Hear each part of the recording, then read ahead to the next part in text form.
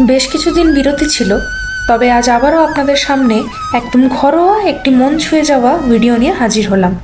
আমি কোয়েল, আর আপনারা দেখছেন অঙ্গভঙ্গ ব্লগস।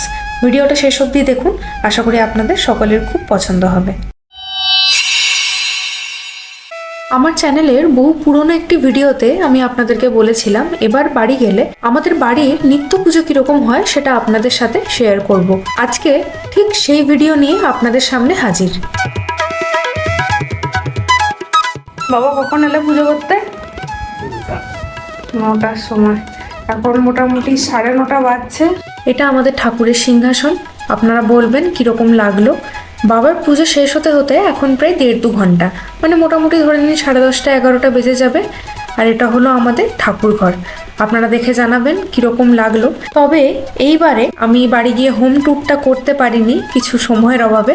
তবে আবার যখন পুজোর সময় যাব আমি চেষ্টা করব পুরো ঘরের একটা ভিডিও দেওয়ার।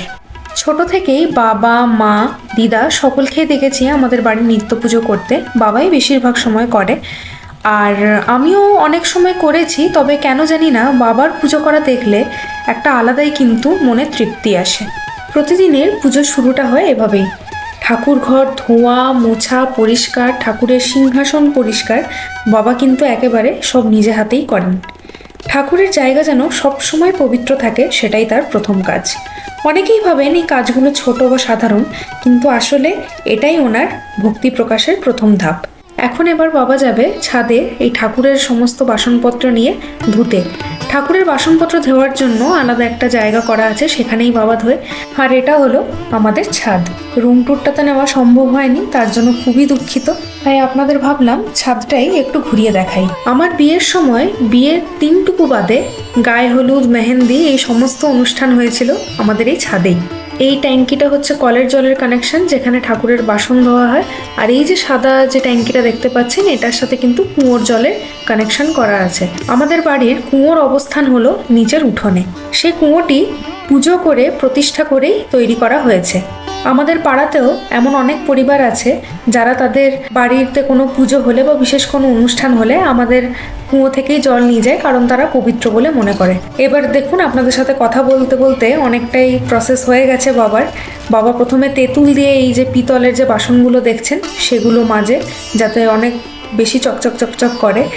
আর এই যে কাপড়গুলো দেখতে পাচ্ছেন, এই কাপড়গুলো কিন্তু প্রতি পূর্ণিমাতে আমাদের চেঞ্জ করা হয়। কিন্তু মাঝখানে আমাদের এক আত্মীয় মারা যাওয়ায় আমাদের 12-13 দিন ওষুধ চলছিল, সেই কারণেই কোনো পুজো পাঠ এতদিন করা হয়নি। আর এতদিন ঠাকুরের স্থান পরিষ্কার না হওয়ার জন্য বা বাসনপত্র না ধোয়ার জন্য অনেকটাই নোংরা হয়েছিল।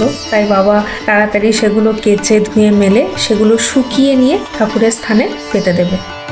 এই সমস্ত কিছু কাজ কমপ্লিট হওয়ার পর বাবা নিচে গিয়ে ঠাকুরকে সাজিয়ে ফল প্রসাদ দিয়ে পুজোয় বসবে। এবারে দেখুন এই পিতলের বাসনগুলো তেঁতুল দিয়ে মাজা হচ্ছে। বহু বছরের পিতলের বাসন, কিন্তু দেখে কেউ বলবে না বাবা এত চকচক করে রেখেছে প্রতিটা বাসন। প্রতিদিন এরকম তেঁতুল দিয়ে মাজে। দেখুন ধোয়া হচ্ছে, কি সুন্দর চকচক করছে। বাহ। বাসন ধোয়ার পরে এবারে ভালো করে মুছে ঠাকুরের স্থানে বাসন সাজিয়ে রাখার পালা। এটা আমাদের ঠাকুর ঘরের জানলা। এই জানালা থেকে দেখুন আমাদের নিচের বাইরের বাগানটা দেখায়। বাইরের দরজা, এটা ছোট্ট মতো বাইরের বাগান। ঠাকুরের প্রসাদের মধ্যে আজকে আছে আম আর প্যাঁড়া। এবার আস্তে আস্তে সমস্ত রকমের ফুল দিয়ে ঠাকুর এবং ঠাকুরের সিংহাসনকে সাজিয়ে তোলার পালা। ফুল, ধূপ, প্রদীপ, ফল সব কিছু গোছানো একেবারে নিখুঁত। এই যে ফুলগুলো দেখছেন, এগুলো কিছু আমাদের বাগানে, কিছু যখন বাবা মর্নিং ওয়াক করতে যায় তখন বাবা তুলে নিয়ে আসে। একেবারে সব মিলিয়ে ভীষণ নিপুণ কাজ। প্রতিটি উপকরণেই সত্যি যেন পরিপূর্ণ একটি যত্ন বোঝাই যায়। এক একটা পদক্ষেপ দেখে বোঝা যায় তিনি কতটা মন দিয়ে এই কাজটি করেন।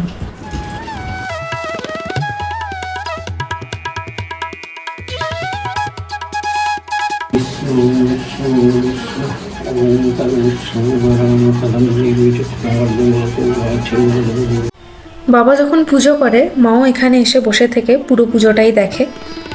আর সত্যি কথা বলতে বাবার মধ্যে এই ভক্তি, এই নিয়ম আর ভালোবাসা আমরা ছোট থেকেই এত দেখে এসেছি যা আমাদের এটাই শিক্ষা দিয়েছে যে ঈশ্বরের আরাধনা কিন্তু শুধু মন্ত্রপাঠ নয়, বরং একটা মানসিকতা, একটা জীবন দর্শন। একটা কথা আমার দিদা খুবই বলতো, সারাদিন ব্যস্ততার মাঝে যদি ঠাকুরের পুজো করার সময় নাও পাই, খানিকক্ষণ 5 মিনিট বা 15 মিনিট নিজের মতন করে বসে যদি ঠাকুরের নাম নিই, তাও কিন্তু ভগবান আমাদের কথা শোনেন। বিষয়টা হলো ভক্তির। এই যে ঠাকুরের সাজসজ্জা, মালা দেওয়া, চন্দনের তিলক দেওয়া, সব কাজেই বাবার কিন্তু নিপুণ হাতের স্পর্শ থাকে। ধূপ দীপ জ্বালিয়ে আরতি তিনিই করেন। সেই মুহূর্তগুলো যেন সারা ঘরকে একটা পবিত্র আলোয় ভরে দেয়। আমরা সবাই তখন একত্র হয়ে পুজোর অংশীদার হই।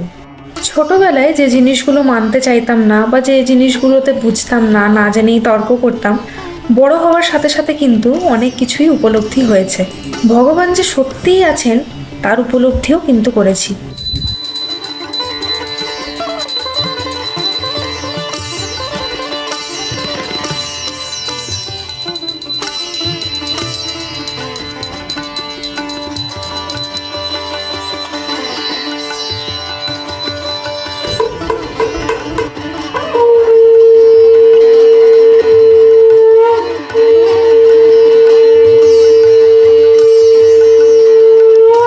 এই ছোট্ট একটা ভিডিওর মাধ্যমে আপনাদের সামনে আমি আমাদের বাড়ির পুজোর ছোট্ট আয়োজন তুলে ধরার চেষ্টা করলাম। ভিডিওটা ভালো লাগলে লাইক, শেয়ার, কমেন্ট করতে একদমই ভুলবেন না। দেখা হবে পরের একটি ভিডিওতে। সকলে খুব ভালো থাকবেন।